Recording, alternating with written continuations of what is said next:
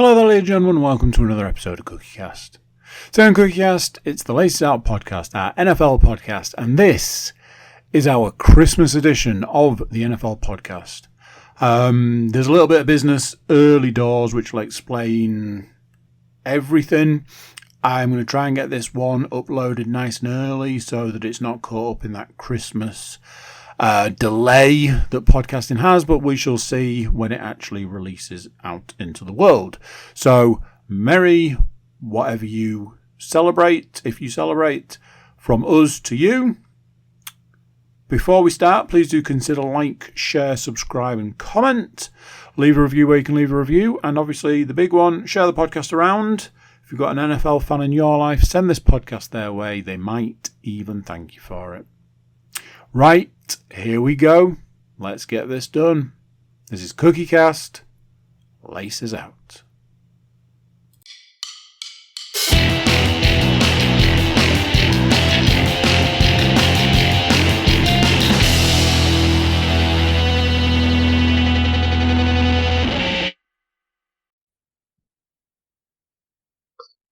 Welcome on in, ladies and gentlemen.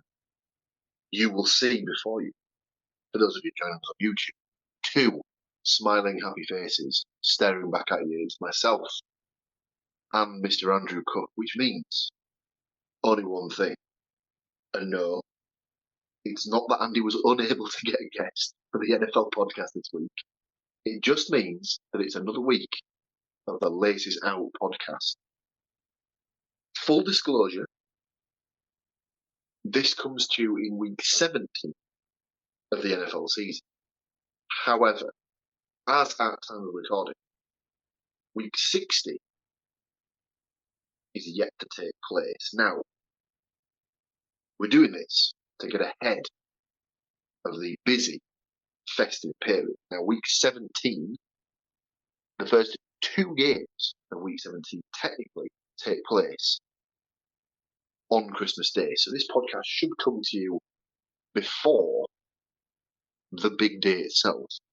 Obviously, for those of you watching or listening, you may be listening to this on or around Christmas Day. So I'll just jump straight in there and wish you all a very Merry Christmas, happy festive period, whatever it is that you celebrate.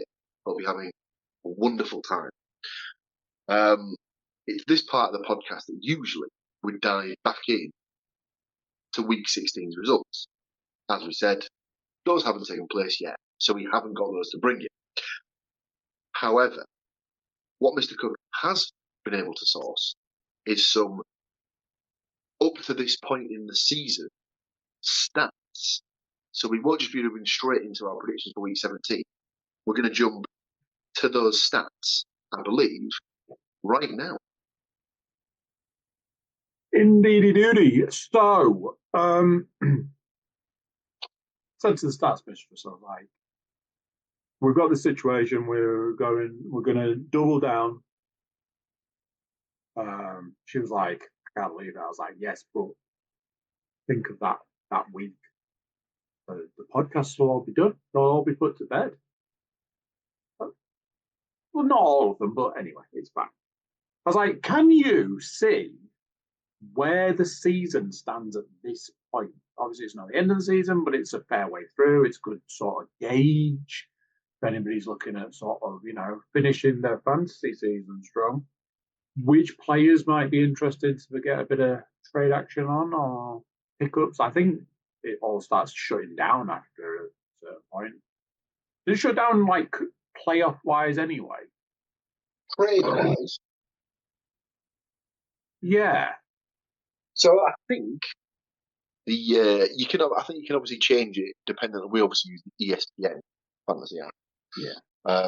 And I think the default setting is that no trades can take place after week 14. But I don't know that for definite. I think that's the default setting. I've not actually looked into it much.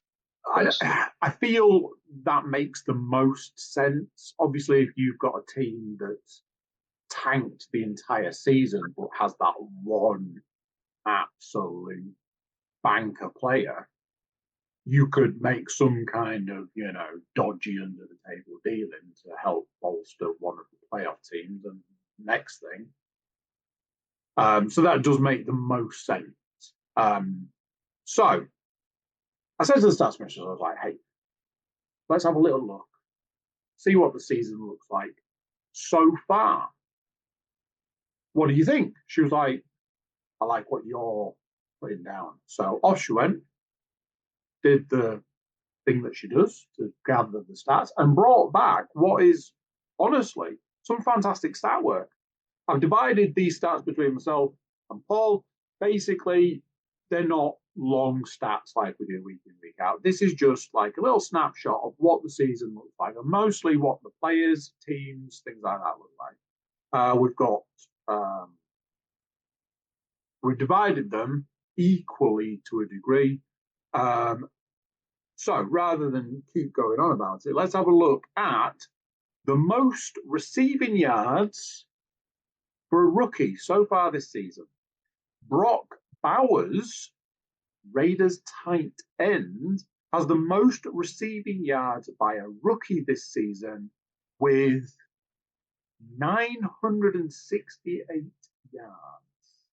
Now, So, I imagine he's probably looking for about 32 yards.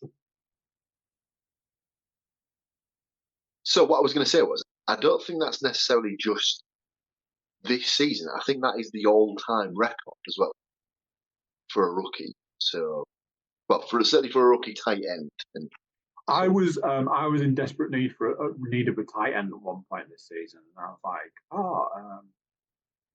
Brock Bowers is on the bench. Wonder what sort of points he's getting at the moment.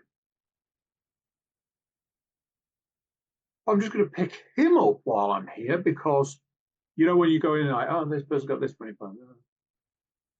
All right, I'll get him on my team. Most receiving yards. Who do you reckon? Oh, I did see this today. I believe it's Jamar Chase. Is the correct answer. Jamar Chase, with the Bengals wide receiver, has the most receiving yards this season with 1,413 yards. Oh my days. One that we can all tee-hee about. The problem with tee-heeing at this is I think the stat is actually wrong. Most sacked is Caleb Williams. However, I believe they've put him on the wrong team. So we'll skip which team he plays for and go with. He's got sacked the most with 58 sacks. I imagine his body is like dust at this point in time because, you know, people who sack quarterbacks are generally, you know, small people. The person with the most sacks, Trey Hendrickson, Bengals defensive line, has the most sacks with 12.5 sacks. Always one of those. The 0.5, surely it's either a sack or it wasn't. But so they give it if it's more than one player is involved in bringing down the quarterback. So obviously, but you had a leg, you had an arm. Yeah. So in the same way that I don't know if you can record like quarter of a sack, if that makes sense. So I don't think it's like, so say if you had like 8 people who bring the guy down, which would be improbable, but do they each get a half sack, or do they each get like a tenth of a sack, or no? Because in theory, if you're not getting a full sack and you're getting 0.5, then maybe you could get 0.2 of a sack. Yeah, exactly. I believe that brings my part of the starting stats to a close. Yes. So we move on to the most quarterback rushing yards. I was going to say, do you have a guess for this? You're the one who sent them to me, so you probably know. I do have a guess. So you'll be unsurprised to hear it's Lamar Jackson. He is the premier rushing quarterback, and his basically most seasons. So the Ravens quarterback has the most rushing yards by a quarterback this season with 743. The QB with the most passing touchdowns is Joe Burrow. The Bengals quarterback has the most passing touchdowns, 36. I don't know how to say this nicely. That surprised me. Well, I know exactly what you mean, because obviously the Bengals don't have a positive record yet. They have the sack leader. They have the wide receiver that is going for the Triple Crown, so has the most receptions, yards, and touchdowns, and they've got the leading touchdown quarterback. They are completely being let down by the fact that Trey Hendrickson is the only guy on their defense that is doing anything. It's so just weird. Very, very strange. Most rushing touchdowns by a quarterback is Jalen Hurts, who has 14, and I believe of those 14, at least 9 or 10 have been from the 1 yard line. So, and those are all on Saquon Barkley rushing attempts, which have been stopped at the 1 yard line. Yeah. Which is crazy when you consider the running back with the most yards is indeed Saquon Barkley. He has 1,688 yards. So obviously, tackle an extra 10 and 1, you'd have the touchdown lead for running backs. But he'd also have probably the touchdown lead for any player in the league. And speaking of which, just on that, I am looking forward to what my Christmas gift from Saquon Barkley can be this year, because I didn't draft him and allowed him to just absolutely dominate the entire league. Because do you remember that year when Saquon Barkley was really, really terrible? Yeah, I seem to think he was on somebody's fantasy team. Having had an amazing season the season before, and then going on to, well, the lofty heights. Definitely a once bitten, twice shy kind of situation. So the final one of my stats for this particular period, this particular portion, the most touchdowns is shared by 2 players. They both have 15 at this particular point of the season, and it is Derrick Henry of the Ravens and the aforementioned Jamar Chase of the Bengals. Back to you, Mr. Cook, for your next 2. So, like I'd sort of divided these up into sections. I have the most defense touchdowns, Andrew Van Ginkel. Now, bearing in mind the subject we're talking about, the sport we're talking about, and that name, I can only think of one thing. And I will reference our podcast name if anybody needs any help with that one. Vikings of the Vikings has the most interception touchdowns this season, scoring 2 touchdowns. And not the stat you want to see, but unfortunately we do have to go through it. Most missed field goals. Dustin Hopkins of the Browns. My kicker, Younghoe Koo of Falcons, they're both tied for missing the most field goals this season with 9 misses. It's one of those that if you look at the 15 games, it's not one a game, but I think some of those were multiple misses in some games. So yeah, not great. I remember there was a point in time where there was a video of somebody getting together people who had bitch moaned and complained on what was then Twitter about how that kicker missed that So they got them to go to a field and kick a field goal, and every single one of them missed. And the whole point was, great couch coaching. My other side argument would be it's that's your job. Your job is to kick that ball through those two posts. So, but I believe you've got a couple to finish us off.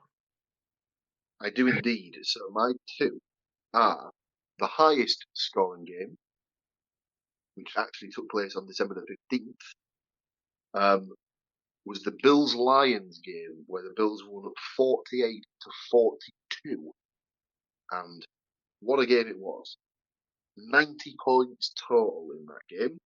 And the final stat, as it were, the closest scoring games so far, 99 games in the league this season, have been decided by 6 or fewer points. The most at this point of the season since the league started. Now, I'm not going to get too in the weeds, and I know that nobody wants to listen to my ramblings or ravings, some might say, about any form of conspiracy theory. But I did listen to a very interesting podcast recently that talked at length about why so many games go the way they go and why they score the way they score. They talk a little bit about how, with sports gambling now being legal, how there's a clear line between the two, but obviously we won't go into that too much. We'll leave that to the experts to talk about. Yeah. So there we go. Just a little bit of something for this point in the season. We obviously could not bring the stats, and I think we will try and sort of backdate the stats possibly if the stats mistress feels so inclined. She might be able to do 2 weeks of stats in what will be the new year by the time we get to that point, but not before we go through the rest of this one. Mr. Williams, yes. Back to you. So, speaking of the stats mistress, week 17, as always, brings with it 16 games. Myself and Mr. Cook have provided our picks for those 16 games, and in the guest slot this week, it is indeed the stats mistress herself. So, she has given her 16 picks. Like I said, myself and Mr. Cook have given our 16 picks. So, the first 2 games take place, as we said before, on Christmas Day. So we have the Kansas City Chiefs at the Pittsburgh Steelers. Now, we covered this in last week's podcast. At the time of recording, Patrick Mahomes is designated to be week to week in his recovery. Well, considering the fact that there won't have even been a week since the game against the Texans, I still have this one down as, will he even play this game, personally? I think it's more likely that if he does play one of the two, it probably would be this game as opposed to the game against the Texans. Yeah, so of those 2 games, this is absolutely the game. I think we will talk we'll double back to these 2 games after we've gone through the scores and side because there is a lot to discuss around these games and where they'll be shown, etc. But if you've got 2 pick from, this is the game play on. It will have a different audience, and it's the Christmas Day game, isn't it? It's a bit of a that's that thing. So, Chiefs and Steelers. Mr. Cook and the stats mistress have taken the Chiefs. I've gone with the home team Steelers on this one. So for those of you keeping score, that means that I'm back against the Chiefs 2 weeks on the spin. Ooh. Some might say I've suffered a traumatic brain injury. That is yet to be determined. The second game of Christmas Day sees the Baltimore Ravens travelling to Houston to take on Texans. Now, even though the Texans are at home, we've all gone with the Ravens across the board on this one. And as Mr. Cook said, these two games will be streamed live via Netflix. So we'll have to wait and see if there were any streaming issues for these games. Thursday night football. Technically, Boxing Day. Don't know if that's celebrated in the United States. I'm not entirely sure. No. But the Thursday night football sees the Seattle Seahawks travelling to Chicago to take on the Bears. As we said last week, the Bears were eliminated from postseason contention with their loss against the Vikings on the Monday Night Football. We've all taken the Seahawks. No great surprise. So, we also have Saturday football, 3 games in total. We have got the Los Angeles Chargers at the New England Patriots. Surprise, surprise, we've all taken the Chargers. We've got the Denver Broncos at the Cincinnati Bengals. Somewhat surprisingly, we've all taken the Bengals on this one. I thought someone might have been tempted to have a little swing at the Broncos, but again, I don't know if it's just because the Bengals are in a desperation mode and need to win out to have any chance of getting into the postseason. It is literally that. At this point, and obviously when we say this point, we are talking actually a week ago at this point, the Broncos have a better record. But I think it's literally that. I think if you go and check the season-long picks, there's more than one mention of the Bengals. They have obviously not lived up to that, and I think by now we know that team is decimated in the off-season, and they're just not the team they were last season. So there's obvious reason there, but yeah, they do need to kind of get the win. So the third and final of the Saturday games, technically it's a very, very early Sunday morning game for us over here in the United Kingdom, sees the Arizona Cardinals travelling to LA to take on the Rams. Unsurprisingly, we've all gone with the Rams. We then move to the Sunday games, and we have Colts at Giants. We've all taken the Colts. We have the Jets at the Buffalo Bills. We've all taken the Bills. Next up, we've got the Titans at the Jags. Now, myself and Andy have taken the Jags on this one. Leanne has gone with the Titans. Then we've got the Packers at the Vikings. Myself and Andy have taken the Packers. Leanne has gone with the Vikings. We've got the Raiders at the Saints. Again, myself and Andy taking the Saints. Leanne has gone with the Raiders. The last of the 6 p.m. Sunday games sees the Carolina Panthers at the Tampa Bay Buccaneers. Across the board, we've all gone with the Buccaneers. We have a 9:05 game, which sees the Dolphins taking on the Browns in Cleveland. We've all gone for the Dolphins. And then the 9:25 game is the Cowboys at the Eagles. And surprise, surprise, we've all taken the Eagles. The Sunday night football sees the Atlanta Falcons at the Washington Commanders. Myself and Andy have gone with the Commanders, whereas Leanne has taken the Falcons. And we close out with the Monday night football. Again, very early New Year's Eve over here, where we have the Detroit Lions taking on the San Francisco 49ers. Now, even though they are banged up, they're going up against an equally as banged up team in the San Francisco 49ers. We've all taken the Lions on that one. Don't think that's a particularly great shot. The Lions are 12-2. The Niners are 6-8. As at time of recording, obviously they will have played a game more by the time we get around to week 17. But as it stands at the moment, we've all taken the Lions on that one. So that is all of these 16 games.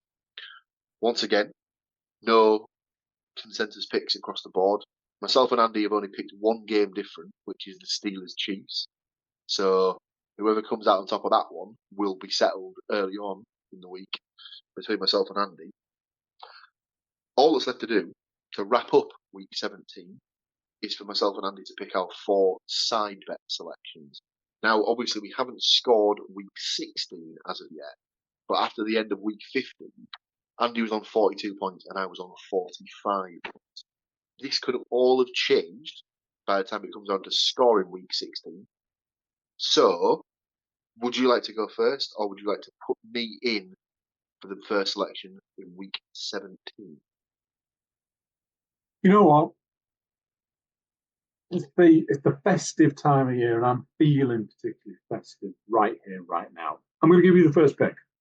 Ah, very nice. Very, very nice. In that case, decisions. Yeah, it's pretty straightforward. I'll go with the Buffalo Bills to beat the New York Jets. Please and thank you. Your 2 selection. In that case, I will take what was probably going to be my first pick. I did look at the Bills and was like, that is absolutely fun. I would take the Tampa Bay Buccaneers to beat the Carolina Panthers.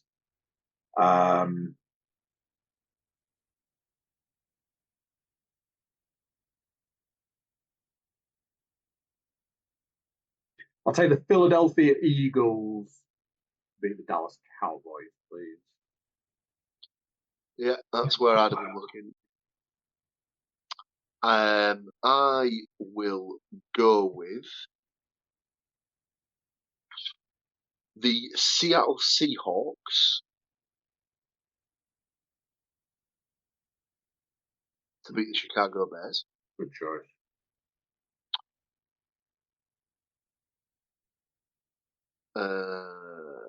And I'll go with the Saints to beat the Raiders. Your 2 to finish us off for you, and then it's just back to me for the final selection. I'll take the Indianapolis Colts to beat the New York Football Giants.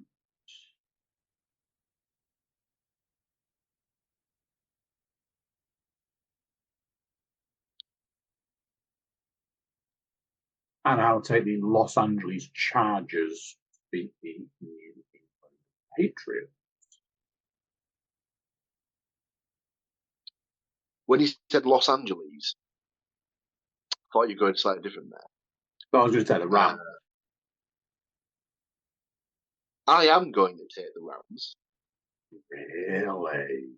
Even though this one is it's an interdivisional matchup, and obviously I believe at this point the Cardinals could still be in with a shout of winning the division alongside the Rams and the Seahawks. Obviously, week 16 will play a lot into that.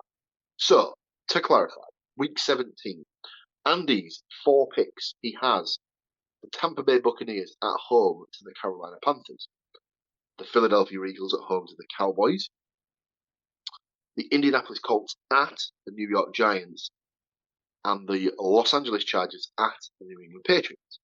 I have the Buffalo Bills at home to the New York Jets, the Seattle Seahawks at the Chicago Bears, the New Orleans Saints at home to the Las Vegas Raiders, and the Los Angeles Rams at home to the Arizona Cardinals. That, ladies and gentlemen, brings us to the end of Week 17 podcast.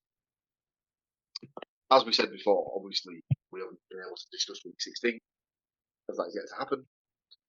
But on next week's podcast, it'll be Week 18, which is very much the harem scarum, win or bust, do or die, last week of the regular season.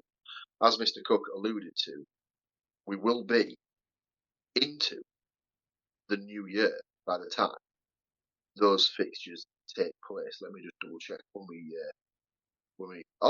all the games are currently showing as to be determined. TBD. So there won't be a Thursday night game. All the games will be played across the Saturday and the Sunday. I don't believe there's a Monday night football game either, as they don't like to leave anything that could be, sneaky, underhanded to chance.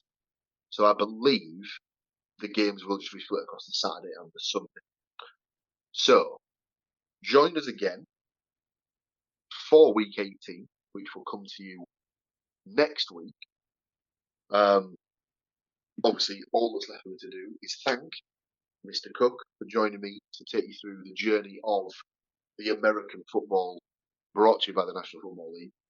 If you're new around here, if this is your first time listening to us or indeed watching us on YouTube, maybe think about sharing a little love for the podcast, a little subscribe to the channel, maybe a little share. Tell your friends about us. If they like American football, I'm sure they'd love to know what we think about it. Obviously, it's not just us on the Laces Out podcast.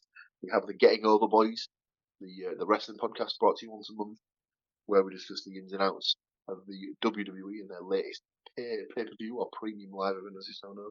There's a weekly football podcast hosted by myself.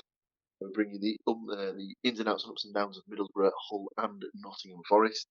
There's the Straight to the Apex, the Formula One podcast, which has now ended for the season, but there may be some off-season shenanigans that they might bring to you at random times during the off-season. And of course, Mr. Cook with his Darkest Timeline podcast once a week, where he just brings forth some thoughts that he has for you all.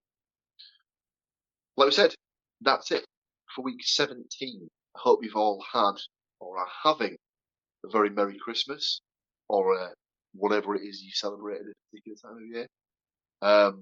Join us again next week, where we'll be looking forward to 2025.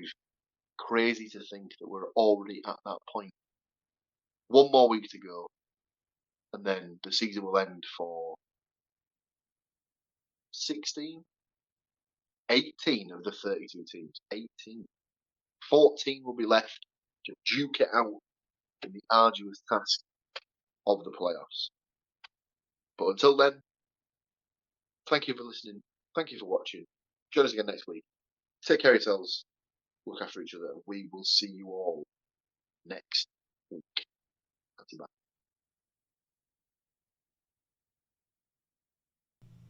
So there we go. Much into that.